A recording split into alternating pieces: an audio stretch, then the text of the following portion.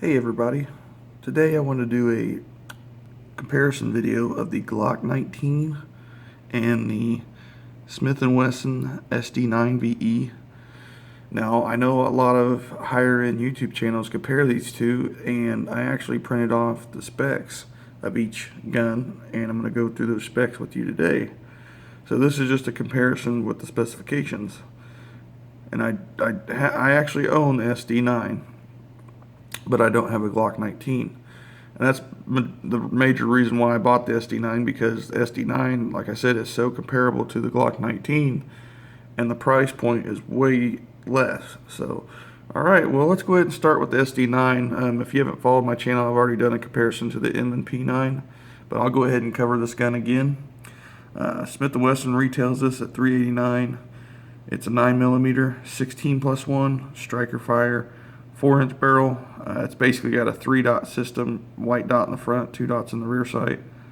Overall length 7.2 inches, overall width 1.29 inches. It weighs 22.7 ounces with the magazine unloaded in the gun. It has a textured polymer grip, which is the textured polymer frame itself. A stainless steel barrel, stainless steel slide. It's two-tone, as you can see. Now let's move over to the Glock. Okay, Glocks.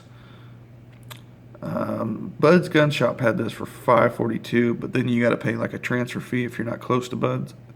9mm. This is the 19, by the way. Overall length is 7.36 inches. Can barely see that print. Overall width is 1.18 inches. The height is 4.99 inches.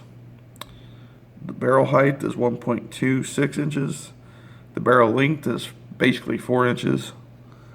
Between the sights is 6 inches. Unloaded, it weighs 23.65 ounces. Loaded, it weighs 30.18 ounce. Trigger pull is 5.5. Trigger travel is 1/2 inch. Right hand rifling, length of twist is 9.84 inches, and the standard magazine capacity that comes with the gun is 15 rounds, so basically 15+1, and then it says you have the optional 10, 17, and 33 round mag. Now, according to these specs, the SD9, it seems like it's a tad wider, which isn't much by much. I mean, 1/10 of an inch, that's not a big deal to me. Major factor would be, let's see here. The Glock is a tad longer, like about 1/10 of an inch, which is no big deal. Other than that, they're basically the same gun, just different manufacturer. And I don't know if anybody knows this, but the SD9 was made, or the Sigma, which is the predecessor of the SD9, was made to compare with the Glock at a cheaper price point. And Smith & Wesson actually got sued over it, so they had to change some designs, but this is like the third revision of the Sigma, which come out to be the SD9VE. So